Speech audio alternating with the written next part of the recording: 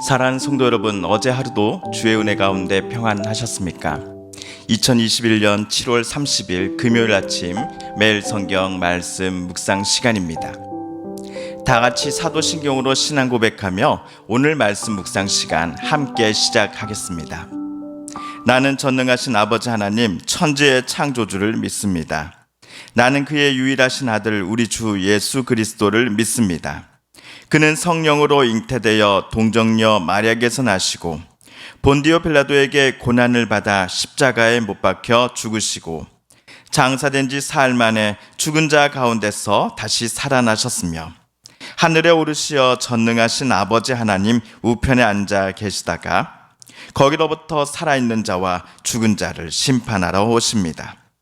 나는 성령을 믿으며 거룩한 공교회와 성도의 교제와 죄를 용서받는 것과 몸의 부활과 영생을 믿습니다. 아멘. 오늘 우리가 함께 읽을 기록된 하나님 말씀은 출애굽기 제13장 17절에서 14장 12절까지의 말씀입니다.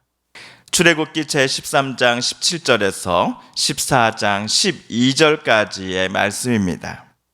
바로가 백성을 보낸 후에 블레셋 사람의 땅의 길은 가까울지라도 하나님이 그들을 그 길로 인도하지 아니하셨으니 이는 하나님이 말씀하시기를 이 백성이 전쟁을 하게 되면 마음을 돌이켜 애굽으로 돌아갈까 하셨습니다. 그러므로 하나님이 홍해의 광야길로 돌려 백성을 인도하시매 이스라엘 자손이 애굽 땅에서 대열을 지어 나올 때에 모세가 요셉의 유고를 가졌으니 이는 요셉이 이스라엘 자손으로 단단히 맹세하게 하여 이르기를 하나님이 반드시 너희를 찾아오시리니 너희는 내 유고를 여기서 가지고 나가라 하였음이더라. 그들이 숫곳을 떠나서 광야 끝 에담에 장막을 치니 여호와께서 그들 앞에서 가시며 낮에는 구름 기둥으로 그들의 길을 인도하시고 밤에는 불 기둥을 그들에게 비추사 낮이나 밤이나 진행하게 하시니 낮에는 구름 기둥 밤에는 불 기둥이 백성 앞에서 떠나지 아니하니라. 여호와께서 모세에게 말씀하여 이르시되 이스라엘 자손에게 명령하여 돌이켜 바다와 믹돌 사이에 비야히롯 앞 곧 바알스본 맞은편 바닷가에 장막을 치게 하라. 바로가 이스라엘 자손에 대하여 말하기를 그들이 그 땅에서 멀리 떠나 광야에 갇힌 바 되었다 하리라. 내가 바로의 마음을 완악하게 한즉 바로가 그들의 뒤를 따르리니 내가 그와 그의 온 군대로 말미암아 영광을 얻어 애굽 사람들이 나를 여호와인 줄 알게 하리라 하시매 우리가 그대로 행하니라.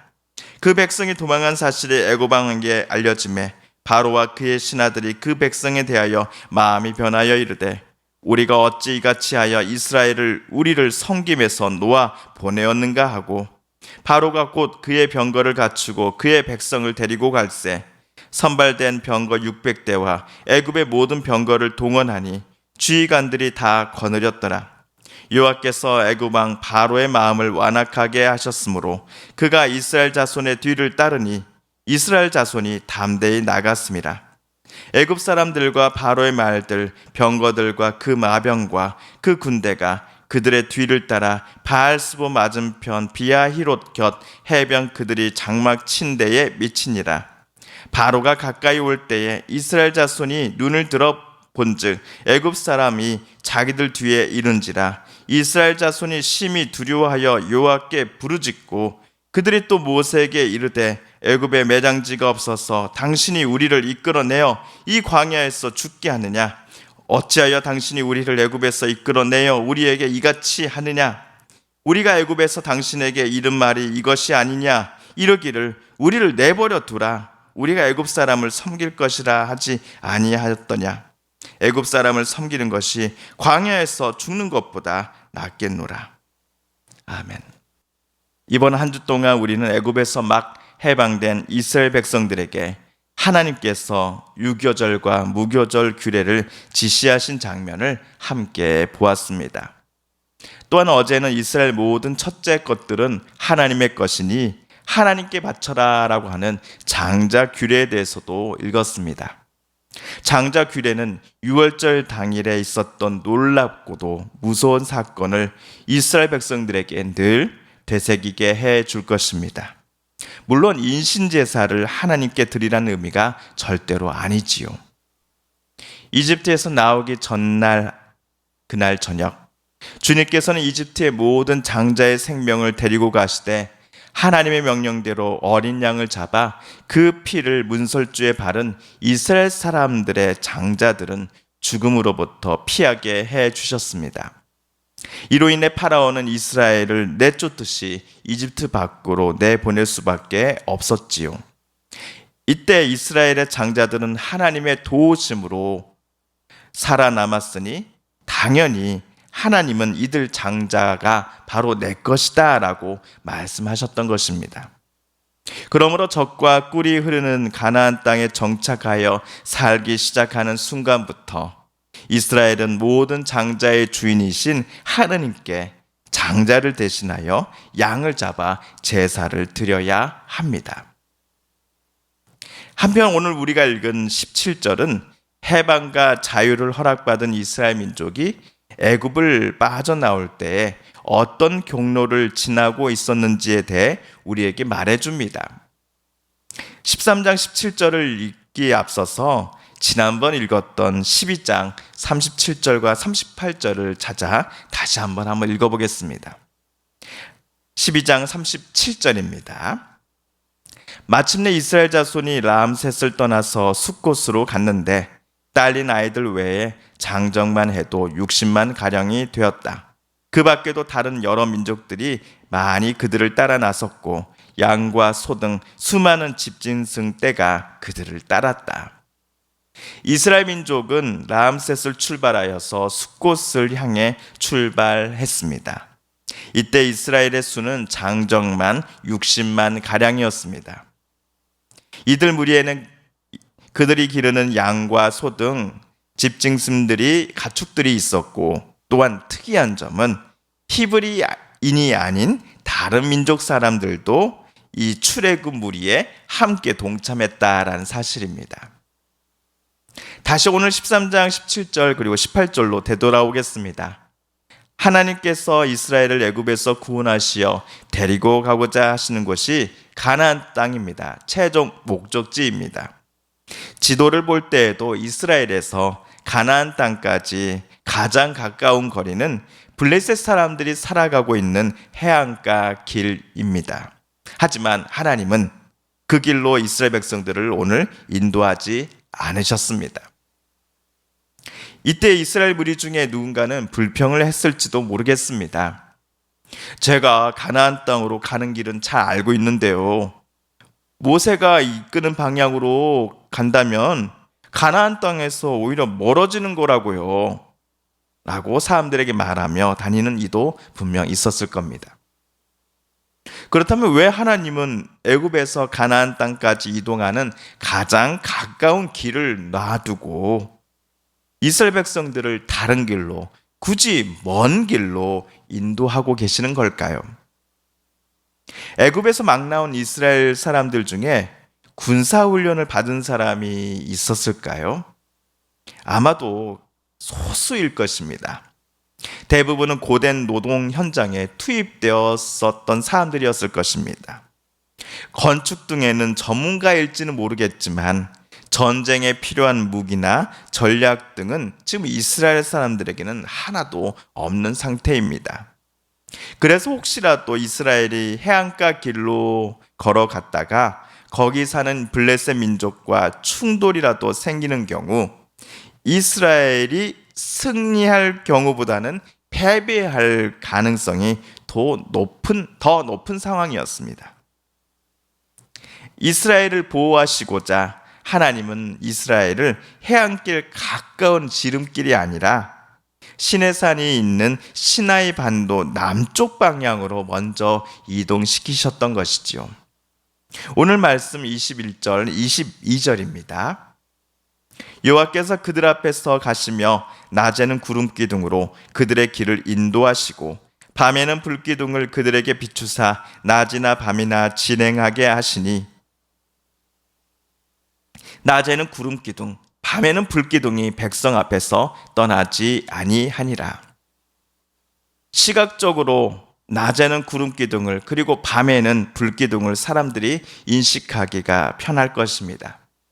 불 기둥과 구름 기둥 때문에 이스라엘 민족 어느 누구나 남녀노소 관계없이 모든 이들이 하나님께서 이집트를 빠져나온 자신들과 언제나 함께 하신다라는 것을 매 순간 확인할 수 있었을 것입니다. 구름기둥과 불기둥을 바라보면서 이스라엘 사람들은 얼마나 든든했을까요? 이집트의 모든 장자들과 심지어 이집트의 파라오와 신들마저도 무력하게 만들어버린 여호와 하나님께서 우리들과 늘 함께하며 나아갈 길을 알려주시는데, 이것보다 더 기쁘고 행복한 일이 더 어디에 있었을까요? 한편 모세는 이집트 총리였던 요셉의 유고를 들고서 장정만 60만 명이나 되는 이스라엘 대무리를 숲곳에서 다음 이동지인 광야 끝 에담으로 데리고 나왔습니다. 그러자 하나님께서는 오늘 14장 1절 2절에 나온 것처럼 이스라엘 자손이 바다와 믹돌 사이에 비하히롯 앞, 곧 바알스본 맞은편 바닷가에다가 장막을 치게 하라라고 모세에게 지시하시지요. 그런데 여기 바알스본 맞은편 바닷가에서 이스라엘 전체를 죽음의 바다로 빠뜨리게 만들 수 있는 일이 몇 시간 후 일어나게 될 것이다 라는 사실을 이스라엘 백성들 대다수는 아직은 모르고 있었습니다. 출애굽 직후 이맘때만 하더라도 이스라엘 백성들은 대부분 가나안 땅에 도착할 때까지 아무런 어려움도 없을 거야 라고 생각했을 것입니다. 모든 민족 사람들이 이스라엘의 이자만 들어도 벌벌 떨며 우리들에게 길을 비켜줄 거야 라고 대다수 히브리 사람들은 생각하였을 겁니다. 그런데 파라오와 그의 신하들, 그리고 이집트 사람 일부가 히브리인들을 해방시켜준 것을 후회하고서는 그들을 붙잡고자 오늘 군사를 출발시킨 겁니다. 파라오가 맨 앞에서 군사들을 이끌고 이스라엘 백성들 향해 뛰어가고 있었습니다. 병거 600대와 애굽의 모든 병거들, 그리고 지휘관들이 이번 추격대에 함께 참여하였습니다. 이들이 한꺼번에 땅을 치며 움직이니 그 진동이 바알스본 맞은편 바닷가 쪽에 장막을 친 후 편안히 쉬고 있던 이스라엘 진영 쪽에도 점점 전해지고 있었습니다. 처음에는 이스라엘 사람들 중 예민한 사람들만이 그 진동을 느꼈겠지요. 하지만 시간이 점점 지나면서 좀 더 많은 사람들이 땅에서 울리는 진동을 느낄 수 있게 되었습니다. 그리고 맨 앞에서 파라오가 말병거를 타고서는 엄청난 이집트 군대를 이끌고 자기네 쪽으로 모래바람을 만들어내며 오고 있다는 것을 이스라엘 사람들이 두 눈으로 보게 되었을 때 이스라엘 전체는 그야말로 아수라장이 되고 말았습니다.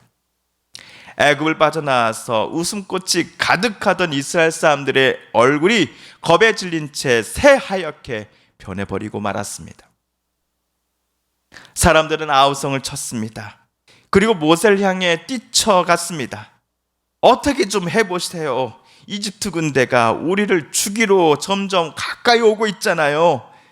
우리를 이끌었다라고 하는 그 여호와 하나님 앞에 뭐라도 좋으니 부탁이나 좀 해보세요. 이래서 우리가 차라리 애굽을 섬기겠다고 그랬지, 애굽에 제발 그냥 남게 해달라고 그랬지, 왜 우리를 굳이 여기에 데리고 와서는 이곳에서 우리를 죽게 만듭니까? 분하고 놀란 마음에 손에 돌멩이를 쥐고서 모세와 아론 앞에 찾아온 이들도 있었을 것입니다. 이집트 군대를 피해 도망치려고 하나 아픈 바닷가가 아닙니까? 진퇴양난, 이대로 있다가는 앞으로 가나 뒤로 가나 죽을 수밖에 없는 상황이 이스라엘 앞에 놓여 있습니다. 과연 이스라엘 민족은 어떻게 될까요? 다음 시간 우리 좀 더 자세한 이야기를 살펴보도록 하겠습니다. 사랑하는 성도 여러분, 오늘 말씀을 읽으실 때 하나님께서 저와 여러분에게 깨닫게 해주신 음성과 또 교훈, 들려주신 음성을 우리 마음에 새기며 오늘 함께 읽은 말씀 붙잡고 기도드리기를 원합니다. 우리 성도님들과 가족들 중에 하나님의 고쳐주심과 일으켜 세워주심을 놓고 간절히 기도하는 분들이 계십니다. 이 시간 우리도 함께 그분들의 이름을 부르며 기도드리십시다. 마지막으로 우리가 가지고 나온 간절한 기도 제목, 하나님께 아뢰며 하나님의 은혜의 보좌 앞으로 우리 더 가까이 나아가겠습니다. 함께 기도하겠습니다.